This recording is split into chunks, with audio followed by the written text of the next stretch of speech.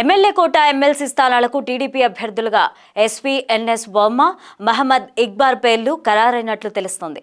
ఇక పిఠాపురంలో పవన్ కళ్యాణ్ కోసం వర్మ తన సీటును త్యాగం చేయడంతో పాటు భారీ మెజారిటీతో గెలుపొందారు. దీంతో వర్మకు ఎమ్మెల్సీలతో పాటు మిగిలి ఉన్న మంత్రి పదవి కూడా ఇవ్వనున్నట్లు సమాచారం అందుతోంది. ఇక హిందూపురంలో బాలకృష్ణ గెలుపు కోసం కృషి చేసిన ఇక్బాల్ కు సీట్లు ఖరారైనట్లు తెలుస్తోంది.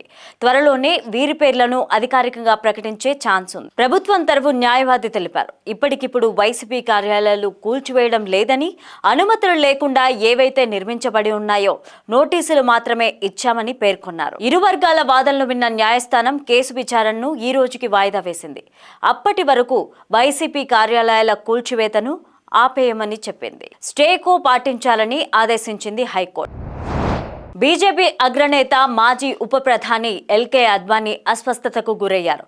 అయితే బుధవారం రాత్రి హుటాహుటిన ఆయన్ను ఢిల్లీలోని ఎయిమ్స్ ఆసుపత్రిలో చేర్పించి చికిత్స అందిస్తున్నారు. ఆయన ఆరోగ్య పరిస్థితి నిలకడగానే ఉందని, వైద్యులు పర్యవేక్షణలో ఉన్నారని అధికార వర్గాలు పేర్కొన్నాయి. 96 ఏళ్ల అద్వానీకి యూరాలజీ విభాగానికి చెందిన వైద్యులు చికిత్స అందిస్తున్నట్టు సమాచారం అందుతోంది. అయితే మరికొద్ది సేపట్లో హెల్త్ బులెటిన్ కూడా విడుదల చేయనున్నారు ఆసుపత్రి వర్గాలు.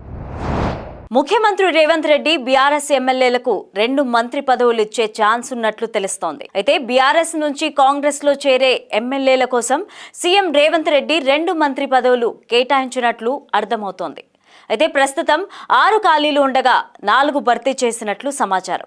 ఇప్పటికే బీఆర్ఎస్ నుంచి 5 ఎమ్మెల్యేలు కాంగ్రెస్ లో చేరారు. మరికొందరు చేరిన తరువాత వారందరిలో 2 మంత్రి పదవి దక్కనున్నట్లు టాక్ వినిపిస్తోంది. కాగా పోచారం శ్రీనివాస్ రెడ్డి కుమారుడు భాస్కర్ రెడ్డికి కార్పొరేషన్ పదవి ఇచ్చే ఛాన్స్ ఉన్నట్లు సమాచారం అందుతోంది.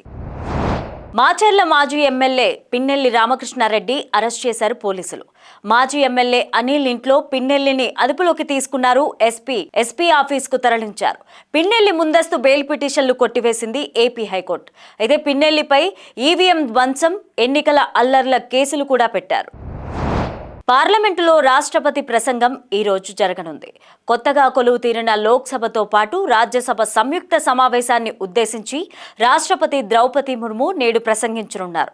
అయితే రాష్ట్రపతి భవన్ నుంచి వచ్చే ముర్ముకు ప్రధాని మోదీ, లోక్సభ స్పీకర్ ఓం బిర్లా, రాజ్యసభ చైర్మన్ జగదీష్ ధన్ఖడ్ స్వాగతం పలుకుతారు. ఇక రాజ్యాంగంలోని ఆర్టికల్ 87 ప్రకారం లోక్సభ కొత్తగా కొలువు తీరిన ప్రతిసారి కూడా ఉభయ సభలను ఉద్దేశించి రాష్ట్రపతి ప్రసంగించాల్సి ఉంటుంది. ఏపీలో ఎమ్మెల్యేల ద్వారా జరిగే ఎమ్మెల్సీ ఉప ఎన్నికల నోటిఫికేషన్ విడుదలైంది. అభ్యర్థులు జూలై 2 వరకు నామినేషన్లు దాఖలు చేయవచ్చు. జూలై 3న నామినేషన్లు పరిశీలిస్తారు. జూలై 5న నామినేషన్ల ఉపసంహరణలకు తుది గడువు ఉంటుంది. అసెంబ్లీ ఎన్నికల్లో భారీ విజయం సాధించిన కూటమి ఈసారి 2 స్థానాలు దక్కే ఛాన్స్ ఉంది. పోటీ అనివార్యమైతే వైసీపీ పోటీ చేస్తే జూలై 12న 9 నుంచి 4 గంటల వరకు పోలింగ్ నిర్వహిస్తారు. ఆ తర్వాత ఓట్ల లెక్కింపు చేపడతారు. సి రామచంద్రయ్య అనర్హత వేటు పడింది. ఇక్బాల్ రాజీనామాతో 2 ఎమ్మెల్సీ స్థానాలు ఖాళీ అయ్యాయి.